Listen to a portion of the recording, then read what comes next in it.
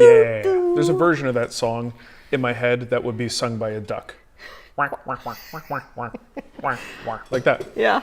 Well, good morning, everybody. Good morning, good morning. Rise and shine, everybody. I'm exhausted. It was a crazy night last night. It was nuts. It was like a big party over here, like 8 o'clock. We finished up doing a demo for Guild Plus subscribers. It was great. It was really good. I really enjoyed. So he did, by the way, hi everyone, I'm Nicole. Do we have to do that every time? Yes, every single time. I bet you the lower third says who we are. I know. Well, it says you're Nicole. And I'm the wood whisperer. Yeah, we got to switch those. But there, I bet you there, if you're new, maybe say hi in the chat. Hi in the chat. Hi. Well, welcome to the show. Yes. Yeah, welcome to the morning show. We do this every Friday. And no matter how much people ask us to stop, we still do it every week. I got my Thanksgiving Macy's Day Parade mug out. Look at you. Oh, I love it. I can't wait till Thanksgiving. Yeah, I have a feeling this is a year that the tree's going to go up early, driving our kids crazy. You know what? Even if the tree doesn't go up early, my tree. Oh, she has the worst tree too. I have the best tree. She has one of those Hallmark trees. Love it so much. Every ornament makes this disgusting grinding sound, Look, and it just stays on all day, all night, and it's like, oh. I love it so much. It annoys him, but whatever. I put it in another room. You can still hear it in the other room. It's awful. But if you know the old vintage Hallmark ornaments, yeah, she kind of collects those. I started with a little elf that was tapping. He just sits there and he taps. He's a woodworker. It's amazing. So if you go to my Instagram, I have stories of a lot of them. It is cool. The vintage aspect of it is cool, but the noise. Every time she leaves the room, I go bloop and turn it off. You set it up to, what'd you set it up to? Like what? The smart things? Yeah. Well, like a timer. It's on a timer. No, I thought you could go into the app and then just turn it off. I can. Oh, okay. Yeah, I could do anything.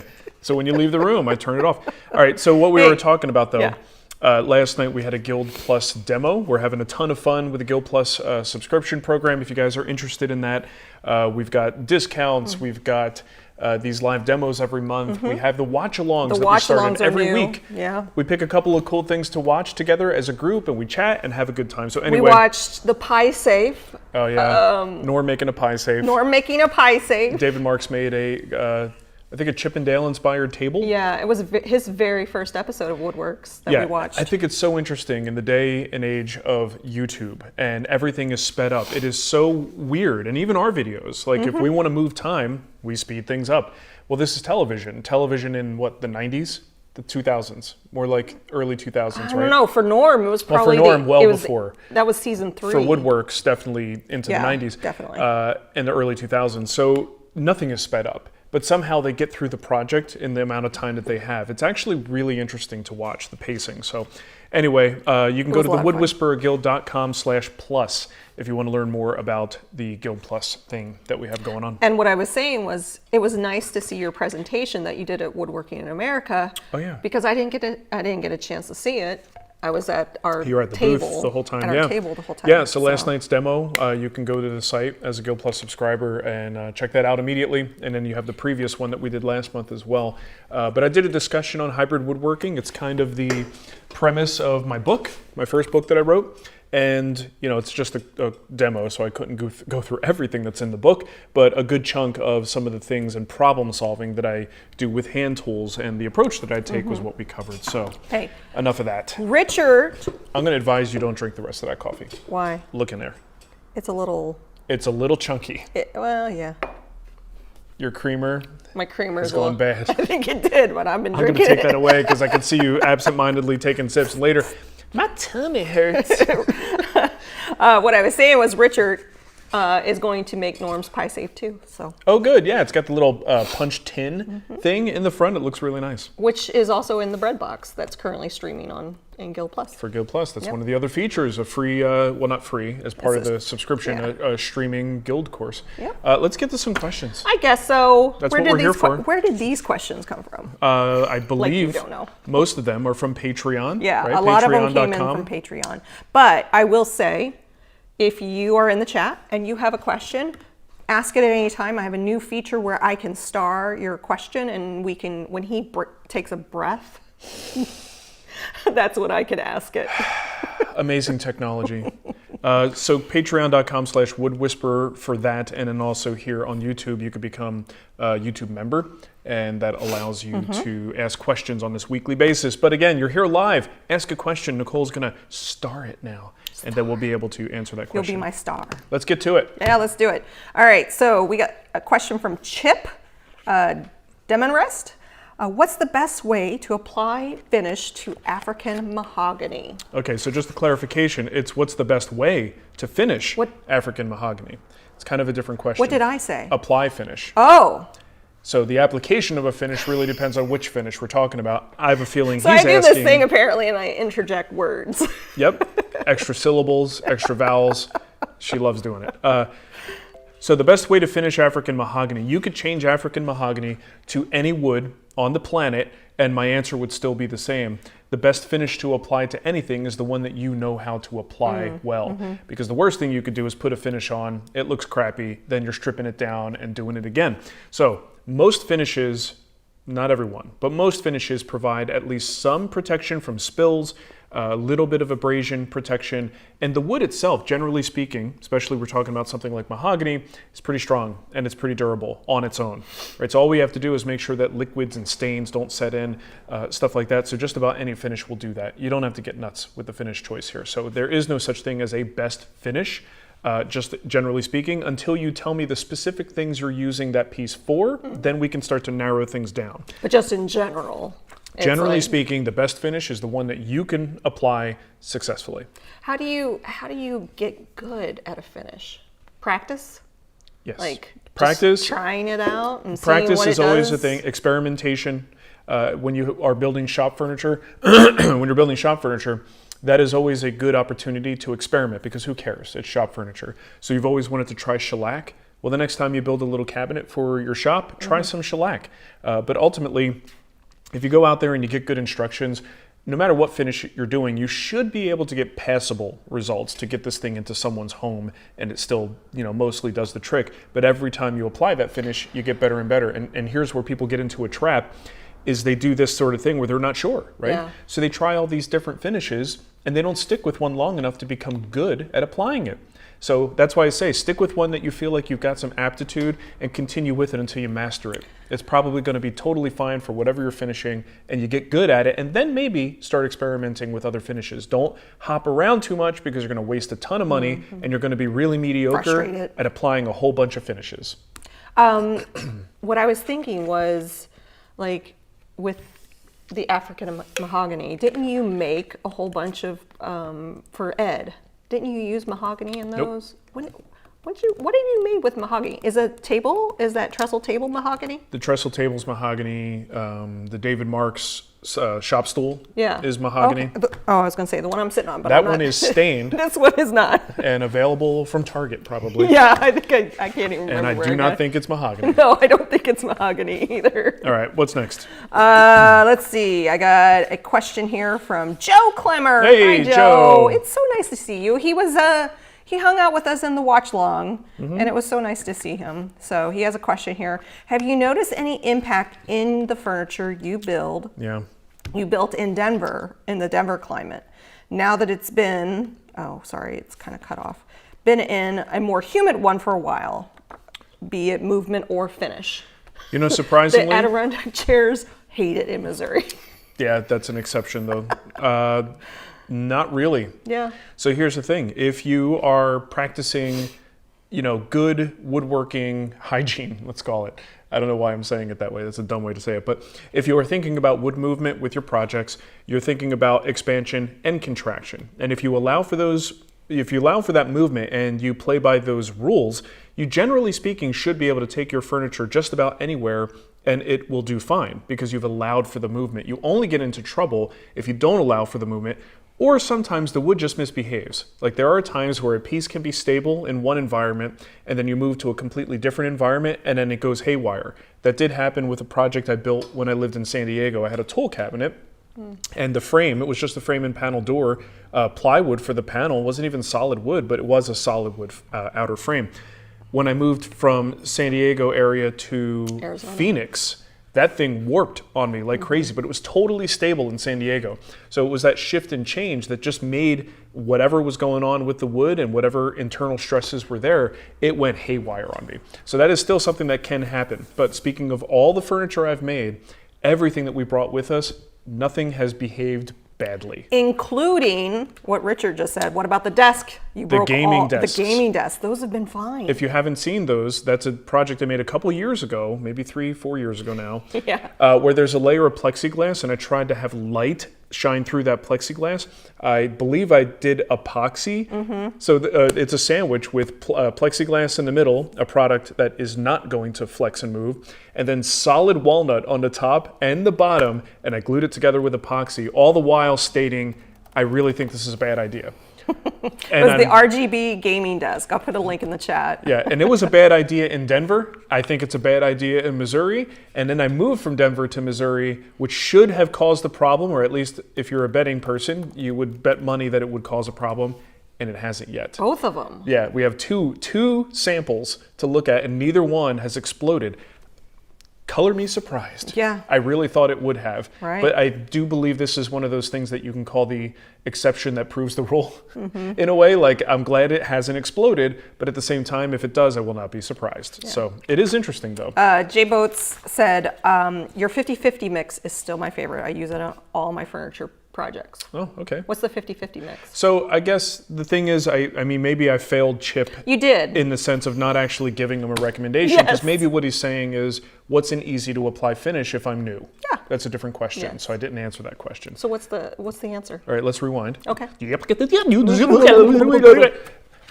I would recommend a 50-50 finish.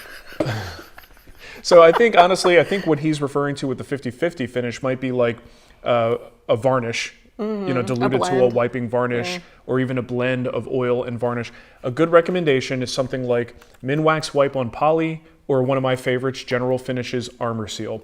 That is a wiping polyurethane. It's already thinned, but you can thin it a little bit more if you need to with mineral spirits or naphtha. Paint thinner too if you like really nasty smelling stuff. But generally speaking, right out of the can, it's going to work just fine. You apply with a small pad. I highly recommend now these days the Makrs Pads for application will make your life a whole lot easier. But at the very least, you can just get an old t-shirt, an old sock, or fold up a paper towel. Not a regular white paper towel, a shop towel. They tend to have a lot less lint on it, and you could apply that. That is a good starter finish. Do you have a video that talks about the 50-50? Well, there's a video called a simple varnish finish. Oh, is that what it is? Where I go into detail about that, and I think that's still available in the Guild. It is. The thing is, I've done so many videos over the years, so many projects. A lot of great finishing information is stuck inside of another project. Yeah. So it's there, but I don't know how much I talk about it. It's tough for me to remember that stuff. But the simple varnish fish, I'm spitting on myself. Simple varnish fish is definitely one that would give you all the info. It's kind of hard to get through because it's Nicole and me making our best DVD we could. Yeah. And it looks like a DVD from the 2000s. It is a DVD from the 2000s. Oh, what a coincidence. All right, let's get to our next one. All right. We have some questions in the chat. Kizzy's in the chat. Is there a resource for identifying wood? I'm wood blind. Dealing with reclaimed pine, I think, but there's so much red. Well, there's the wood database. That's a great resource online. There's a couple of books. I think Hadley, Identifying or Understanding Wood or something like that is a classic book. You have that one. Yeah. Yeah. But when I search for wood species and I'm just trying to get some quick info, the wood database online is a really good one. Just search wood database and you'll probably find it. That's a great resource. It is, right there. And also go check out Shannon at the Lumber Industry Update. He does a great podcast and he's a great resource for lumber information, though I don't know that he wants to answer wood identification questions. Well, I will say in the Guild Facebook group, a lot of people will say, does anybody know what this is? It looks like the Facebook group is fine. Yeah, a forum is fine for that, but asking Shannon directly, he's got other things going on. He probably doesn't want those questions. Let me get to James' question here. Okay. I dearly love a comprehensive discussion of workshop dust collection sizes and why I have such difficulty connecting tab A into slot B. Probably because you should have put tab A into slot A, but maybe that's just bad instructions. There's something I'm missing between hose sizes. If it's a hose or equipment connection, etc. Where does one use 2.5 versus 2 1/4? And they never say if it's inner diameter or outer diameter. I'd love it if you could demystify all this with options concerning 2.5, 4-inch crossovers. Cheers, Jim. So here's the thing, can't do that. James, comprehensive review of dust collection ports and sizes. Sounds like a great way to spend an hour watching a video. I don't have that ability to go through all that right now. I will agree with you that it can be very troubling when you have tools across different manufacturers. The port sizes can be different. The dust collection hoses that you use, you can find different sizes there as well. There's really no substitute for just getting the numbers. So first you can measure, right? So take all of your tools, get a ruler, and then write down the inner and outer diameters of those various ports on your tools. Then look at what your hoses are, measure those, and see what's compatible and what isn't. If you ever go to buy a component or a part for, a shop vac or a dust extractor, then you now know what your tools are and you can measure what you're buying. And then actually, the other thing is too, before you buy, almost all these companies will list somewhere, if you dig deep enough, your inner and or outer diameters if you need both of those dimensions. So you should be able to plan ahead that way. Even then, if you have a nice mix of tools, and most of us do, different brands, you wind up having trouble getting all these things to play well together. So what I'm going to recommend you do is you head over to Rockler's website. Rockler came up with a thing called FlexiPort. Never used it myself, but I've heard good things about it. They have a sort of rubberized connection that is flexible, because here's the other thing, some ports are not round. So you go to put a round hose over that, if it's a rigid connection, it's not going to work. You need it to kind of flex a little bit. So these FlexiPort, this hose kit looks actually pretty good in giving you a number of diameters to play with, and then you should be able to use it with its flexibility to adapt it to all kinds of different sizes. I ate a pretzel and it's coming back at me now. I smell it. I smell your pretzels. Those dark pretzels are delicious. You guys like it like me? You go in a regular bag of pretzels and there's like 1 or 2 dark ones in there. Well, who is it? Hanover? Snyder's? They just did all the darks. It's all dark. Like they purposely burnt them all. And I'm like, this is my jam. Thank you. Excuse me. So Rockler Dust Right FlexiPort tool hose kit. Nicole has a link for that. I'll put a link. Yeah. That's what I'd recommend you do. That is probably going to solve 80% of your fit problems with what you currently have, but you still may need to measure and think ahead when you make those purchases. What is it for? The ports? Yeah, the FlexiPort for dust collection. So Tim just has a comment. Okay. Tim says, hey, Mark, last week I asked for help with resawing on my Rikon bandsaw. Thank you for not blowing me off like Timberwolf. That's what I do, baby.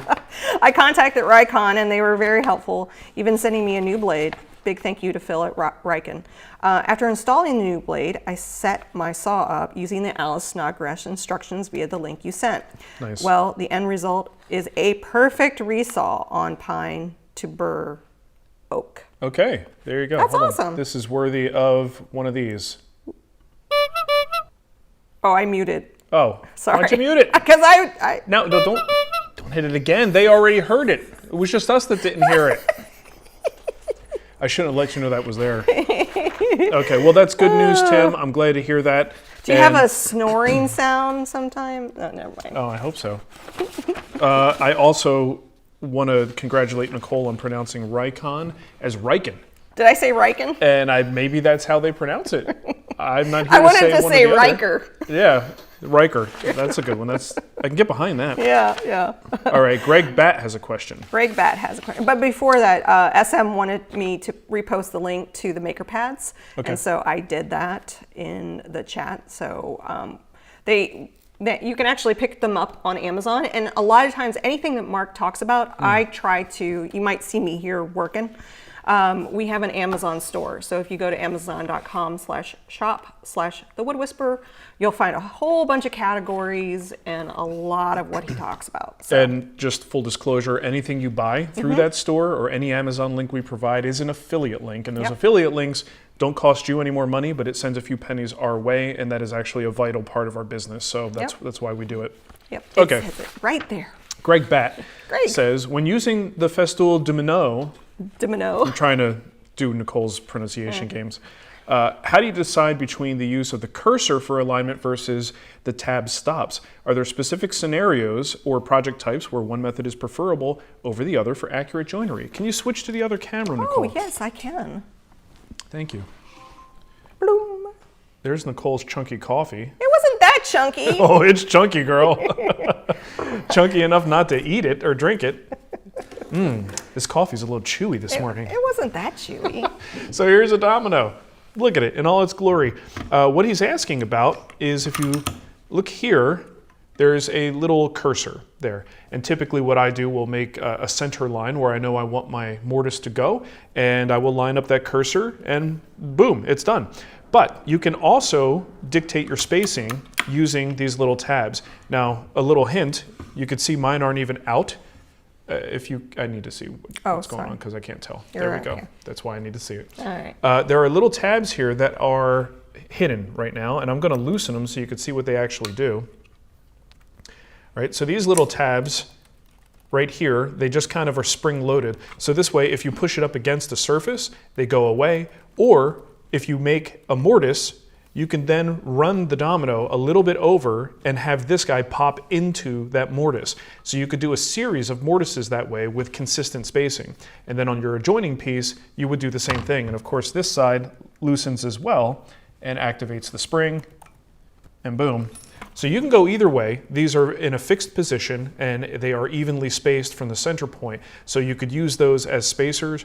You also can add on extra little hoochies here that will do the same thing, but give you, because of course this is fixed spacing, you could do variable spacing if you want to have more distance between your dominoes. So what he's asking is, when do you do one or the other? I almost never, you can see why these are locked away, I never use them because I typically just put my lines on my workpiece, I line up my cursors, and I go. So for me personally, I completely ignore them. But if you are doing a lot of projects where you have a series of dominoes, that's where something like this is really going to come in handy, especially if you're doing casework or something like that, where you want a lot of them, it's going to be really handy to go that route. So for me, I don't worry about it. You don't worry about it. All right, back to the main camera. Yes, Ta-da. I got to tighten these up while I'm here so I don't forget or don't lose my little Allen wrench. Okay, so the next question I have from Marc F. Day. Marc Day. Or Marc Fidei, however he wants to say it. Please, can you advise where you source the small brass apron plane and the small adjustable squares used in Ava's Vanity desk? Sure can. Sure can. Nicole, could you go to that other camera, please? Yeah, sure. So this might be what he's referring to. I'm not sure which one though, because I haven't reviewed the video. Tiny plane. So this is a little brass violin maker's plane from Lee Nielsen. And I believe Lee Valley has a couple of miniature style planes like that. I just love this thing. I've seen its praises all the time. It's so fun to use. It's so teeny tiny. Did you do that video? You haven't done that video yet, have you? No, I've got a video. It's coming out, boy, I don't know when, but it's called 5 Tiny Tools That I Can't Live Without. The first one's Matt Corona. All right. These two, I don't know which small square he's talking about. So these two in particular were made by Tony at Hillview Wood and Metal. He does amazing work. I have one that he made. You can see it's even got our old Wood Whisperer mouse logo on there. So now it's kind of a little dated. But what was it? At Handworks, we ran into Tony and I bought this because I just couldn't resist. It's got his logo on it, which is great. But my gosh, this thing is just a beauty. I absolutely love it. So it could have been one of those two, but it also could have been this guy. This little square is great for dovetails because there are just times when you cannot get one of these giant hoochies between the tails into your pin sockets. You keep saying hoochie. People know me by now. They know that's my generic word. But this is from Sterling Toolworks, and I highly recommend this if you are doing dovetails. It's great for checking the squareness of your pins and tail walls in places where you can't get a regular square. It just won't fit. The thickness or the width of it tends to be a problem. Sterling Toolworks makes this little guy. Love it. Cute. Cute. Okay. Oh, coming back. Here I come. Here I am. Here you are. I'm back. Okay. Who else? I got a super chat from Robert Price. I'm currently enjoying a coffee with zero chewiness. Oh man, you're missing out. That's probably extra protein. Controversial opinion, but I think Nicole also deserves that luxury. Thank you, Robert. It's the gift that keeps on giving. Like know, an hour later, you'd be I like, still don't think, I put it in the microwave and I'm something gooey wondering, in my teeth. I just wonder if it just kind of, because it wasn't like that before. I also think our mini moos might be. I didn't use the mini moves. I used the stuff from home and it was fine. Okay. Maybe it's not that fine. I don't know. That's how the spags do it. We wait till it's chunky before we throw it out. And sometimes the day after it's chunky. It's fine. All right, so. Ness is in the chat. Hi, Ness. Hey, Ness, what's happening? I'm tired. I'm really, when I see Ness, I'm like, are you tired? And then you think about you being tired? And then I think about me being tired. Good job, Ness. Do you have a link for the hoochies? I always have links for the hoochies. Raphael, our good buddy, down in Mexico. Yeah. Wrote in, he says, last week I posted a question regarding 3 different options for joints on a library ladder. I remember that. I was able to watch the answer given in last Friday's show. I saw that you only had a chance to comment on the first option. Can you please comment on options 2 and 3, regular dados and stop dados, and compare them to option 1, which was the 8mm dominoes? Please say hello to Nicole. Hello, Nicole. Hi. So you're supposed to catch me when I don't fully answer a question. I don't know. Sometimes I'm not always here. I'm not here. paying attention. I'm not a good multitasker. You're here, not here. Understood. So Raphael, it's Nicole's fault. So what he's doing is a library ladder. We talked last week about using the dominoes, and I think I discussed different size dominoes and why I think those would be fine, but I think he should go thicker. So he's comparing it to a dado. Well, I mean, a dado is going to be a great solution as long as your dado isn't so deep that it thins the wall, the vertical part of the ladder, and makes that a weaker connection. And I think if you're doing like 3/4 inch stock, or I think you mentioned 1 inch stock on this stuff, you can go a 1/4 inch into that board, and it's going to be fine. I actually think a dado or a stop dado is great. I don't think there's a big strength difference between a dado and a stop dado. I think that's more of a decorative aesthetic thing because you have to decide whether you're going to see that dado from the front, how that connection is going to look. A stop dado could make it look a little cleaner than if you actually see the dado. But I don't expect that a stop dado and a full dado are going to be strength-wise very different. I would actually say that the dado is probably the strongest choice of all, and I think that's why my brain kind of dismissed it and just focused on the dominoes. The domino relies on a mortise in both pieces and an extra piece of wood with some glue, bringing everything together. But those two pieces themselves, in and of themselves, are not joined to one another by material, right? We add extra tertiary material to the party to make it work.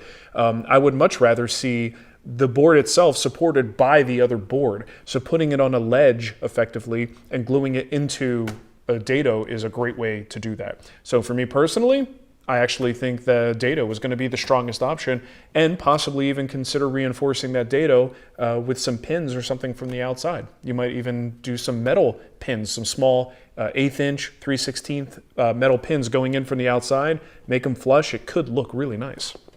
Very nice.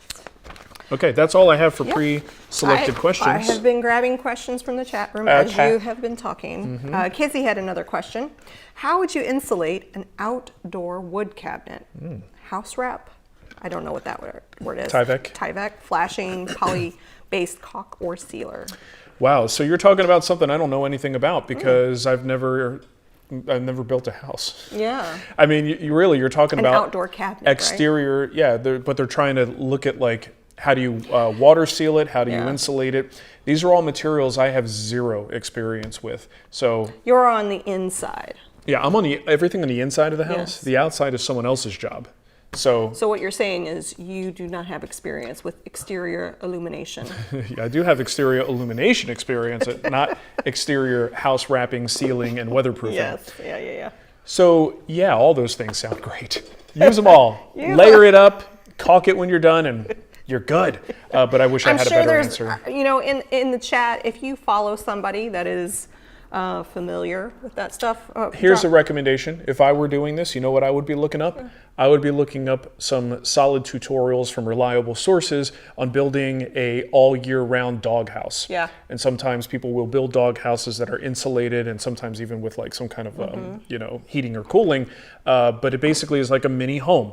And if you find an instructional on that, it's probably going to give you at least some direction to go. Because he says, I've never built a house either. Well, we have that in common. So Good. So yeah, if you're in the chat and you follow somebody that has experience with that, But there's got to be somebody who's making. I'm sure of it. You know, a weatherproof insulated doghouse that's going to probably be. You know. Andy, is there? Oh, I already put it up. I think I saved it. Is there a link to the Snodgrass method? Yeah, we got a great video. If you go to the Wood Whisperer and just type Alex Snodgrass, you'll find there's 2 videos that Marc did with him in his shop. Yeah, one was more focused on products that he brought, the Carter products. The other one was focused on using his method for bandsaw calibration. Fryer duck. I've recently started using shellac as a finish. It's so easy to apply. Why isn't it more popular? Because influencers aren't using shellac. Yeah. That's the answer. Shellac, I mean, and that there is a degree of truth to that, but also shellac has always been a problem solver for me. I would use it to kind of seal in oily woods. I would use it as like a pre-coat to pre-seal before going to a different finish. But that said, shellac in and of itself is actually a pretty great finish. And once you learn how to apply it, you learn its nuances, you learn about making different cuts of shellac, it could be a very versatile and good quality finish. But honestly, influencers dictate the direction of things these days. And if shellac companies aren't out there talking to influencers and giving them free product or paying them to talk about it, you guys aren't going to hear about it, and then you just don't know the product exists. So shellac really is now relegated to old finishing books, old woodworking articles, and then the few enlightened folks who actually know it exists. Yeah. Well, it's funny because I remember on this show, it came up repeatedly in one episode. Yeah, we kept getting shellac questions. Yeah. I was like delighted to hear it Yeah. because no one talks about shellac anymore, and it used to be a main part of our finishing conversations. If you use like a wiping varnish, the thing is waiting for coats of varnish to dry can take time. If you can use a de-waxed shellac as your first coat or maybe 2, you could pre-seal the wood. Shellac dries very, very quickly. So you can get that first coat on there and then move on to your first varnish coat in the same day. Whereas without it, you're waiting till the next day to apply, your second coat of your varnish. So you could build the finish faster. So even if you're not using it as the primary finish, it is a good problem solver. I put a link in the chat. It's all of your shellac videos, and it's funny. Look at you, baby. Boy, I guess I've done a lot. It's when you had sideburns. I still have them. Yeah, just not lamb chops. I was gonna say. Also, do you remember Vijay Velji? Vijay Velji. I wonder if he still click on that because I want to know if he still has his store up. Yeah, let's see. So Vijay Velji was a guy who was a very big proponent of shellac. And I think we still have a discount, a that guild would be great. discount. And he sells all kinds of shellac and shellac flakes in various colors and everything like that. But it is interesting, and it makes me a little bit, I don't know. I don't love, because we're part of it. Yeah, I don't. of course. Part of the whole influencer thing, feeds our family. But also, I don't like the direction that it takes things like this because it gives certain products way more attention than they deserve. Did you see that conversation? And I don't want to start trouble. You're going to start trouble. But I'm going to start trouble. All right. You see the conversation going on in the Guild forum in the Facebook group. Not the Guild forum, sorry. The Facebook group about the Harvey dust collector. I didn't. And how many YouTubers are ditching their Harvey dust collector in favor of like an Oneida or a Clearview. And that there's this trend starting because either the money dried up or they realized it wasn't as good as they thought it was. But how many of you went out and bought one?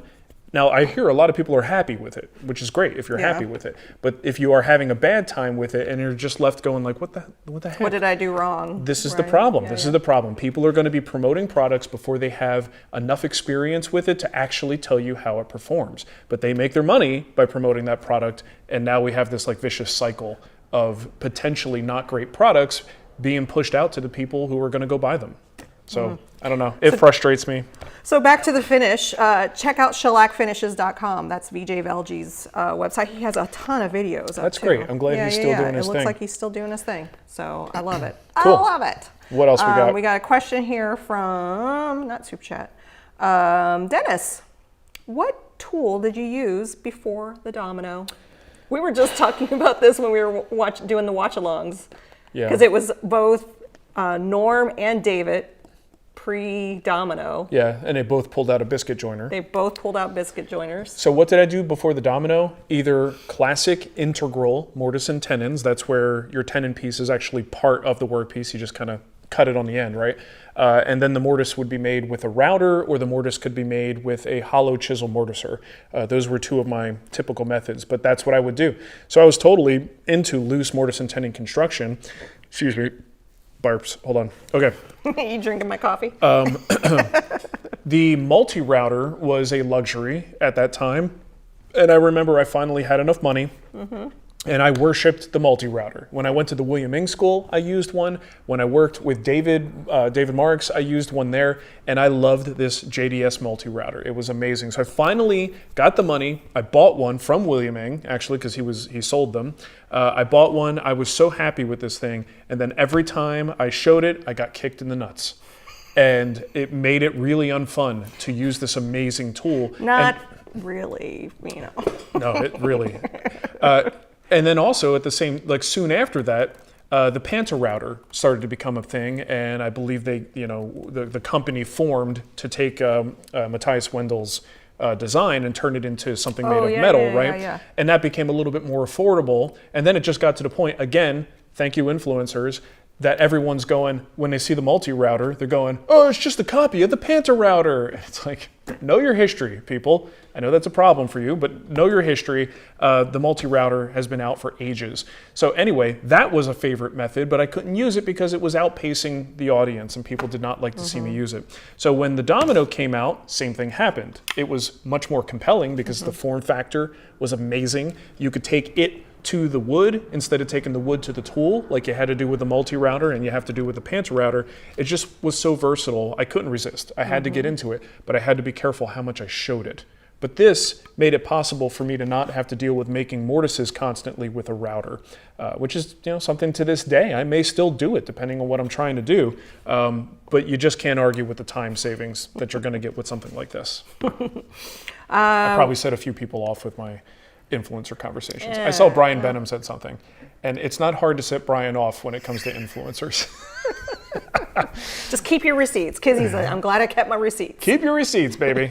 Apopina, I've been wondering to buy the big Triton router. Yes. It has a built-in height adjustment for undersized fixed table routing. Haven't been impressed about Triton tools in general. Do you have any experience with them? I don't. No. I always like the way their tools look, and then they sponsored Matt, and I was like, this has got to be garbage. Stop. No, seriously. He's joking. Matt has worked with their stuff for a long time. If you got an opportunity to ask Matt that question, he probably could give you a much more informed answer. But I always thought that he's not sponsored by them anymore. No, not anymore. So The Triton router always looked capable, seemed to have decent reviews, but I honestly have never had hands on it. But I don't have anything negative or positive to say about it because I don't have any experience with it. I wish I did. Sorry. Corey gave us a channel. Essential Craftsman is a good one for especially, Oh, they okay. built a spec house all on YouTube. Well, there you go. Yeah. Good recommendation. Yeah, I thanks, hope. Corey. I don't know. Just passing along. The reality is I don't watch a whole lot of woodworking on YouTube. He's really into bikes. I right like now. bicycles. It was plants. Now it's bikes. Moving on. Got to move on. Can't stay still for long. Emil, you don't have to yell at me. Whoa. When making wood pins on the lathe, what would you use for a finish? What would you use? Well, you can go with more of a natural A lot finish. of people were talking about shellac. Shellac is a good option. If you go with a natural finish, you could just put an oil, which is super easy to apply on a lathe. A lot of people, and some of the best finishes I've seen, and I haven't done it myself, is a CA glue, cyanoacrylate glue finish, which can be applied very quickly. It's kind of like a friction polish sort of thing. And some of the pens we've gotten from people as gifts were done with a CA glue finish. So that might be something to look into as well. But again, you're talking about something I personally haven't done. I've never turned a pen, but that's what I hear and see people doing. Shellac being another good option because one of the foundational finishes with shellac is a French polish, and it's kind of a friction applied finish. Well, normally you're doing it like this. It's all manual, but on the lathe, it's spinning, right? So that actually would be a good candidate for something like a French polish. Patrick says super glue Yep, wood pen finish is crazy good. that's what I just said. Oh, sorry. I wasn't listening. Well, Super Glue is the brand. Yeah. Cyanoacrylate is the chemical. Gotcha. I understand. Any brand of CA glue is probably going to work. Getting a lot of tips for Emil here. Emil said, "Sorry, I'm old. I use caps." It's okay. That's why I was just giving I'm you a hard actually, time. you know, it's funny. I am not nearly bothered by that as other people. Like, stop yelling. Shut up. The person's typing. We're older. Just who cares? Yeah. The guy's typing. Whatever. I don't know. SM said, I'm a huge fan of Triple E wax and Mylan's friction polish for pens. Not There you as go. durable as super glue, but I love the look and feel. Cool. Thank you. And I love when you guys fill the gaps in my knowledge. I Yeah. don't always have the answer, and the chat room is great for that. They are. Les said, I have a Triton motor in my router table, and it's been great. Good. So There you go. Thanks, Les. Thanks, Les. We have Willis and Bills. Wills and Bills. Wills and Bills. I'm like, what you Willis. talking about, Willis? What are you talking about, Willis? I'm a newer woodworker and planning on building a desktop out of tiger curly maple. Okay. Do you have any tips on working with that species with hand tools?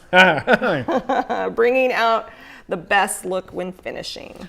Well, I think before you finish, you're going to have to be concerned about tear out. Good quality tiger maple with a good tight pattern is going to be a bear to plane. It's going to be... It's just that undulating grain Yeah. creates problems. I love so it when you say undulating. It's one of my favorite words. I could tell. Along with unctuous. You said undulating a lot last night. I did. It was. I mentioned undulations in the video I'm going to release today too. So you have to watch tear out. Even with decent quality planer and jointer, sometimes those tools will tear it out, and you've got to find a way to smooth that. That is the reason I own a drum sander. There are just some woods that even with helical head cutters, I may end up with a little bit of tear out. And I want to at least, before I start working into my finish, sanding and all that stuff, start with a surface that doesn't have these like pock marks in it from grain being torn up. So as long as you have that covered and you have the ability to get it down and surfaced the way you want, then it's just a matter of careful sanding.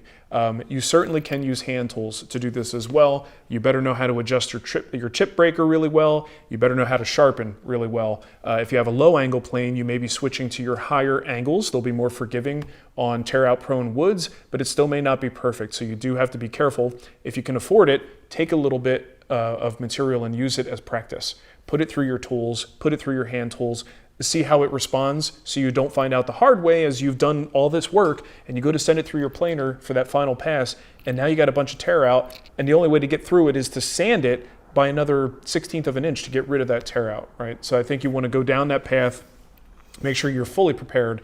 And then when it comes to the finish, any finish that kind of absorbs deep and adds a little bit of ambering to the wood is going to give you something really nice to look at. So oil finishes work nice as long as you don't mind the ambering, yellowing that comes with that.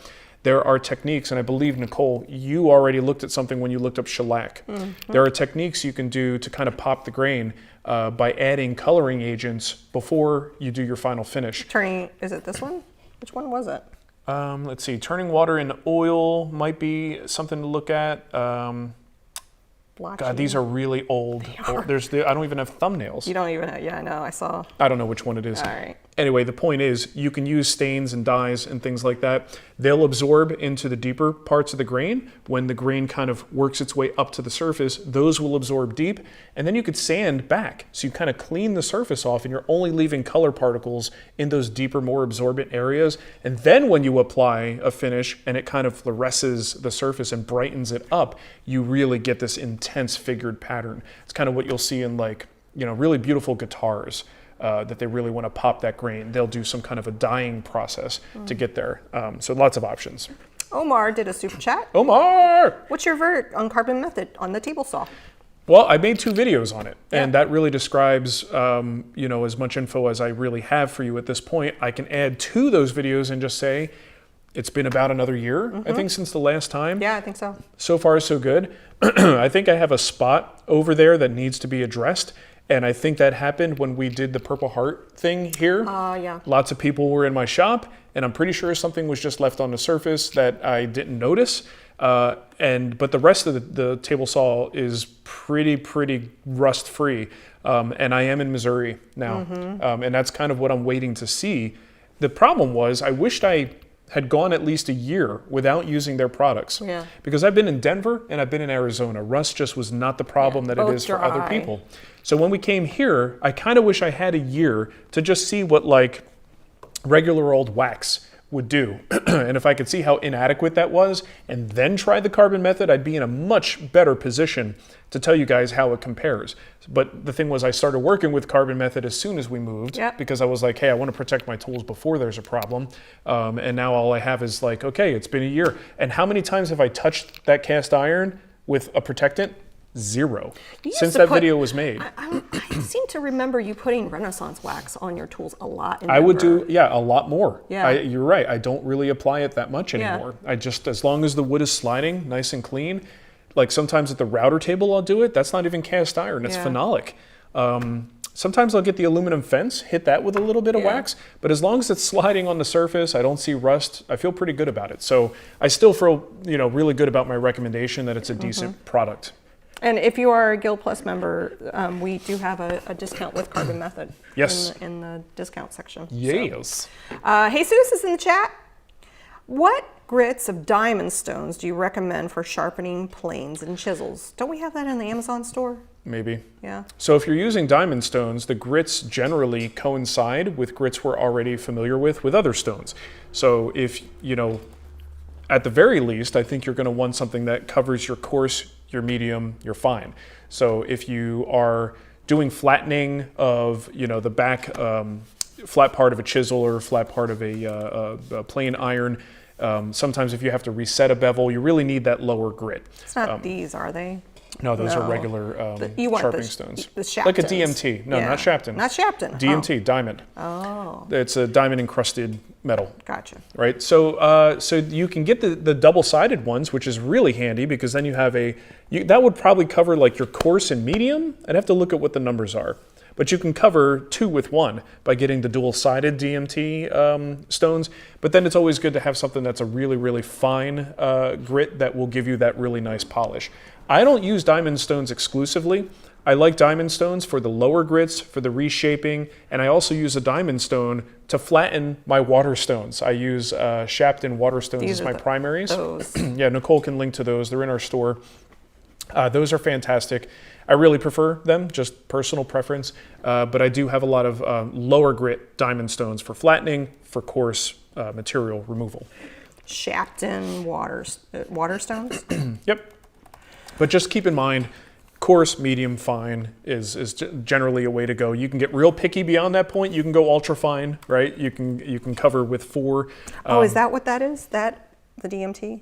Diamond machining? Not really. Not really? No. I don't know. So DMT also makes these little sticks that you can use to sharpen other types of things. So maybe router bits, drill bits. I don't know, you might even use them for a kitchen knife or something like that. The one she's pointing to is just the one that's like a stick. Yeah, it's like a little... No, they're flat plates. I'll find it and put it in the show notes. DMT Duo Sharp or something might be the keyword to search for if I remember correctly, but all right, you can do that later. Yeah, I'll do that later. Marc is in the chat. Oh, hi, Marc. Hi, Marc. With a K. What have you heard or seen on the Woodworkers tour since the SawStop patent release? Anything worthwhile? What tour? I don't know. What tour are you talking? I don't know what you're talking about. Is there a tour going on? I missed the tour? I want to be on a tour. Maybe the woodworking shows? Possibly. But how that relates to SawStop and their patent? You know more than I do, Marc, because I didn't know that there was any kind of patent release. And here's the thing. There are 2 things you will hear in woodworking forums, and it's been going on forever. The Domino's patent expiration and SawStop's patent expiration. Yet nothing has happened. I still don't understand it all. I don't pretend to know anything about patents, but everybody has talked about, it releases in 2020, 2022, 2024. I don't know how it all works, and I don't know at what point it truly is in the public domain. I thought there was a company that did a saw with the flesh. Was it Makita? Every time a company came up, Bosch had their Reacts saw, which they got knocked down because apparently they were able to prove that it infringed and it was taken off the market. Felder now has a technology, but they did it differently, and it was different enough that I guess SawStop couldn't do anything about it. But now we're talking about Felder. We're talking about a completely different class of tool. It's in a different price category. It is not, I don't consider it really much competition for SawStop. But in terms of like regular saw companies being able to incorporate a SawStop-like technology, you know more than I do. I didn't know there was something going on with that, so I haven't heard anything. I was just catching up on the chat. Jeffrey, is there a good reference book or site for a person who is starting a small workshop? Yeah, thewoodwhisperer.com. Yeah. Whether you're starting a small shop or a large shop, talking to other woodworkers and seeing how they do things is almost always adaptable to what you're doing. So even though I may have always had larger shops than you, there were periods of time where I actually had the 2-car garage. 2-car, yeah. I started my woodworking career in a 1-car garage. You can definitely look at and adapt these things to your small shop. Now, if you're looking for tips and tricks in managing small shops specifically, there are people like Brad Rodriguez. He always has made some pretty cool projects and stuff in small shop storage solutions because he's got a small shop. I actually think he does some pretty good stuff. There's, again, I don't know the whole echelon of woodworkers out there. Is that the right word to use? Yeah. People in a chat, do you guys know of specific people who are making content that's very small shop focused? We actually, so I feel like our website is kind of discounted. Everybody just goes to YouTube. Yeah. We have a wealth of information on our website. Totally forgot about that. Shop tours. Shop tours. We have tons and tons and tons and tons. Like if you were looking for, we even had it at one point. We had crazy categorization We and had filtering. like size of it, like under 200 square feet kind of stuff. Yeah. But if you want some inspiration and looking, we had a ton of people submit shops to us back in the day. Our website has been around since 2006. We also have a video that, a couple videos we've done recently that are community shop tours that were released in the last year or two. Yeah. And when I know we have one specifically, I believe, was on small shops. So you may want to check that out too. You know, the funny thing is if you go and look for like, oh, this channel focuses on small shops. Do you know what the trend is? What winds up happening is for the first few years, they are in a small shop. Yeah. But then eventually they get money. And then suddenly, I'm building my new dream shop. I mean, we did it too, right? Too, yeah. I'm building my dream shop, and now they're in a warehouse, right? It is so fun to watch, all these makers come up, and one of the things, like, you'll hear people say, like, "Oh, I used to love it." The rite of passage. Well, it was like there was so much charm in the small shop thing, and now they're moving into a bigger space, and they've lost that. It's like, well, this is the natural progression of things. I don't think there's anybody in their right mind who, if they had the means, wouldn't want a slightly larger shop. Right, and especially if you are dealing with a very small shop situation, you got to admit that if everything was in place and the resources were there and the motivation was there, you probably would do it too, right? So I think that's kind of what winds up happening with these folks. Gotcha. So yeah, I put the link to the website and all of the shop tours. There's 9 pages of them. Yeah. Well, you did that for a long time. We did. We have a question here from Colby. Curious if you ever thought of making files for the shaper origin for templates. I'm getting ready to make the Morris chair, and the templates would be easy to cut out of the shaper. We did. We offered CNC files in the past, and it is a can of worms that at least in 2024, I'm not willing to open. What winds up happening? It's a lot of customer support around It's a ton of customer support, because here's the thing, the dirty little secret about shaper origin.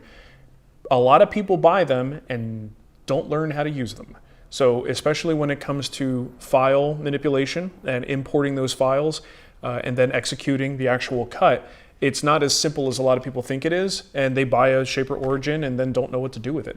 So we had a lot of problems because we were producing the actual CNC file, which was not the file format that shaper origin wanted. So they specifically want like an SVG file.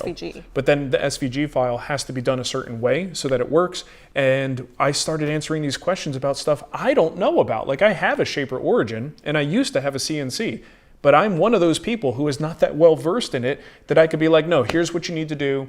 And every CNC is a little bit different, right? But particularly especially these days, CNC has gotten so much less expensive that a lot more people can justify buying one. And the Shaper Origin has put it in a format that's way more attractive to a classic woodworker who understands a router and understands the concept. Okay, now I'm kind of moving it and it's just making minor adjustments. So I think it's very user-friendly and very approachable, but I think unfortunately it also means that people are grabbing this tool and don't know what to do with it and don't know how to manipulate the files. So that's the long answer, but the short answer is not yet. Okay. Not yet. I would love to, but I just don't have the bandwidth to support that. Yeah. Apo Apina says 10-minute workshop. Peter Millard has been making videos for years and he has a super small shop. There you go. Great recommendation. And Troy said it's more of the hand tool people that stay in the smaller shops like Shannon, Paul Sellers, and James Wright. Yeah, because there's something wrong with their brains. No, they're not. I don't know. That collection of people, they're a bunch of wackos. Stop it. Homer, I got it right. Your view on Tormek versus flat sharpening stones. Sorry for all the questions. Don't questions. apologize. That's why and we're it's here. Homer without the H. It's not Homer. It's Omer. Homer. No, Omer. Omer. It's Homer without the H. What did I say? Omar? No, you said Homer. But he said the. In the past, you probably said Omar. I probably did say Omar. Omer. Omer. See, this is what you guys get. This is what. Well, he said without the H, so I added the H. Yeah, you did the opposite. I did the opposite. Okay, so what did Homer say? Omer. Oh, Tormek. Your views on the Tormek versus the sharpening stones that we were talking about earlier. Okay, I actually think the Tormek is great. I think it's very expensive. If you are solely and exclusively in the Tormek world and you're willing to buy all the accessories and all the cool stuff that they sell, you're going to have some sharp tools. You're probably going to maybe get a little wet while doing it. It's just one of the fun side effects. But it's a great system. I own one. I do use it periodically. But I think the Tormek is like, if you've got that and you invested that much in it, that's how you sharpen. You don't need to worry about flat stones because you're pretty much going to have a solution for everything over there. Maybe not everything. There might be some little oddball things like maybe, I don't know, a L-shaped router plane blade, right? The little hag's tooth blade. That might be difficult to sharpen over there. There might be exceptions, but generally speaking, you're going to be fine with the Tormek. Do you use the Tormek for the turning tools? Tormek, it can be good for turning tools. I don't. Yeah. What do you use? You have a grinder. So over I've there got the too. Wolverine grinder attachment and some CBN wheels for turning tools, you know, because I turn so much. And the Tormek, though, is just, it kind of does everything. I prefer the stones. And I can't even give you a real good reason why. I mean, I just like it. I like using the stones, even though the Tormek is sitting right there. But there are times where I'll go over there and sharpen some things when I want things to go a little faster. And it's taking too long on my stones, I might go over there. Because the Tormek is cool. Like with that one stone, they have a grading tool that you can use. So you run it over the big stone and you can make it a little bit more coarse. And then if you flip that grader, you put the fine side on there, then you make the stone fine. See what I have to work with over here, you guys? Because he gets us. They are wackos. I love them. I don't know. They're probably not talking about us. I think she is. We're pretty normal. So you could flip that stone over and get two different, essentially almost like two different grits out of the same stone. And then on the other side, you've got the stropping wheel. So I think it's a great system. I have nothing bad to say about it, but I cannot give you a good logical answer why I have that, but I prefer my water stones. Can someone help me find out why? Why you avoid it? Yeah, why I keep going back to those. I'm guessing it's probably the water. Yeah, well, you gotta, no, that's not true because I've seen I you. love water. I drink it every day. I remember you being at the sink and making it all messy. Yeah, but I still do that with the flat stones. Yeah, I know. Because they have to be wet. Yeah. Here's one disadvantage, and I don't even know that you can call it a disadvantage. You're going to create a hollow grind on your tools. So because it's a round stone, it eventually leads to a little bit of a hollow grind on your chisel bevels, on your plane bevels. But if you're using that every time, I just don't know that it matters. I don't know. I'm going to think about this. This is something for some internal reflection. I'm going to meditate on it today, and maybe next week I'll have a better answer for you why the hell I don't use that more. Yeah. Okay. Maybe because it's electric? I don't know. Yeah, electric is a problem for me, Nicole. I don't know. I just can't stand that electricity. Put me in that group with Paul Sellers and Shannon, because screw electricity. Corey has a question about rust. I'm right across the river, and I have an... Which river? I'm guessing Missouri River. Oh, okay, cool. And I have a... See you on the Katy. I have an uninsulated shop with no heat or AC. Oof, okay. I have... what? Somehow have no issues with rust 12 to 15 years in. Yeah. My friends with better shops do get rust. My guess is that it has something to do with the condensation from the quick swings of cold to hot, hot to cold. Yes. Any thoughts on how heat or AC might be adding to the rust issue? It doesn't... Condensation certainly could be a problem, but I can only imagine though, I mean, especially here in Missouri, when we have those swings in temperature, you're going to be the one that should have the condensation problems as you go from a quick, like a humid day to a cooler day. But I don't know. There's times I get in the car and I'm like, there's just and if you have, condensation all but if you over. have AC and heating, generally that is getting a lot of the excess moisture out of the air. So that's a bit of a puzzle. I don't know. Maybe people with outdoor shops have some clues there. Looking at your picture, you look like you might be Italian. Maybe it's just a natural greasiness, because that's what happens on my tools. The natural grease gets off on everything. Yourself. No, he looks like he could be Italian. Yeah. I don't know. But that is interesting. I would think, I would absolutely have bet money on the fact that his shop would be more problematic. Right, I would too. But maybe there is something to your shop just adjusts better. Are you close to the river? Like you said you're... Are you on the river? Are you on the river right now? Because I'm wondering, right across the river, if like... No, I think he's just saying he's on the other side. All right. He's on the other side of the river. He's not, you know. He said Greek. He's Greek, pal. That's Mediterranean. It is not that far. You're as greasy as I am, my friend. So let's be honest. There are times, look, my stepdad taught me this. Arlie taught me this. If you need something that's like maybe a screw or something that needs a little bit of grease, he would go right here in his nostril and wipe the screw in there to get a little natural grease. Little tip from Arlie. Yeah. From my stepdad. He wasn't Italian either. No, he wasn't. He was born in West Virginia. Yes. Omer said, I was just debating getting the water stones on the Tormek. This helps. Thanks. Okay, I hope that helps. I mean, it's a great system, so that's all I can say about it. Yeah. All right. I think that kind of wraps this up. Come on, if you really break it down, let's just look at the food as an example. There's not much of a stretch between Greek food and Italian food. No. There are times we go to a Greek restaurant and there's Italian food on the menu. That's true. Because they know how to make it. I do love some Greek food. We love Greek food. Oh, I love Greek food. We need some good Greek food. No, we haven't found a Greek restaurant around We did find a good sushi place, though. We found sushi. Hey, watch this. He missed. Almost made it. Almost. Okay. All right. All right, what else we got? That's it. I think we're at the top of the show, or top of the hour. Yeah, we can good. Wrap it up. Hey, thanks for hanging out with us. Thank you. We if you just came in at the last minute, we are here every Friday at 10 a.m. Central, so that's 11 a.m. Eastern. So yeah, come hang out. Yeah, we like doing this every week. We do this. In spite of people saying, please stop, we're going to keep doing it because it's fun. Okay? All right. All right, well, thank you for watching, everybody, and we will see you next time. Have a good weekend. Bye.